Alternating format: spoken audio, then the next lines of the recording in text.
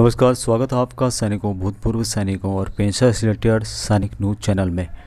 दोस्तों, one rank one pension पर latest खबर निकल के सामने आ रही है। जैसे कि आप लोगों को पता होगा, वन रैंक वन पेंशन पर एक केस सुप्रीम कोर्ट में चल रहा है, जो कि असली वाली वन रैंक वन पेंशन को लागू करने के संबंध में है, और दूसरा one rank one pension revision के संबंध में है, जो कि 2019 से लागू होना था।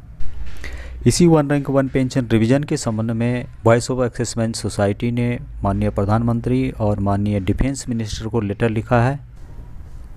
इस लेटर में कहा गया है कि OROP 1/7/2014 से और भविष्य में पत्र के पैरा 3-5 के अनुसार लागू किया गया था। OROP योजना के तहत पेंशन हर 5 साल में फिर से तय की जाएगी।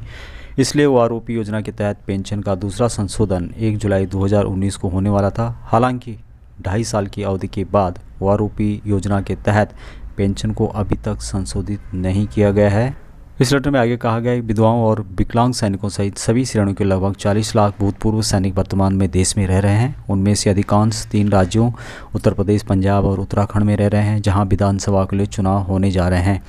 इन एक्सेसमैन में से 86% GCO और NCO श्रेणियों से संबंधित हैं। यदि हम प्रत्येक एक्सेसमैन परिवार की वोट का औसत निकालते हैं तो 5 सदस्यों के औसत पर विचार करने के बाद पूर्व सैनिकों के वोटों की गणना करते हैं तो यहाँ पूरे देश में लगभग 2 करोड़ से बड़ा आंकड़ा होगा।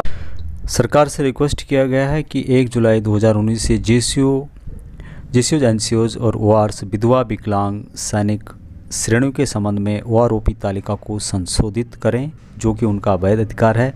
OROP तालिका जारी करने के लिए कोई कानूनी प्रतिबंध नहीं है, क्योंकि OROP योजना की विसंगतियों का मामला केवल माननीय सर्वोच्च न्यायालय के समक्ष सम्मिलित है और अदालती मामले के बहाने सरकारी अधिकारियों ने तालिका को रोक दिया है। तो दोस्तों, ये लेटर था जो कि वॉइस ऑफ एक्सेसमैन सोसाइटी ने माननीय प्रधानमंत्री और डिफेंस मिनिस्टर को लेटर लिखा है, जिसमें उन्हें याद दिलाया हुआ है कि OROP रिवीजन को लागू किया जाए, जो कि 2019 से लागू होना था। आज के लिए इतना ही।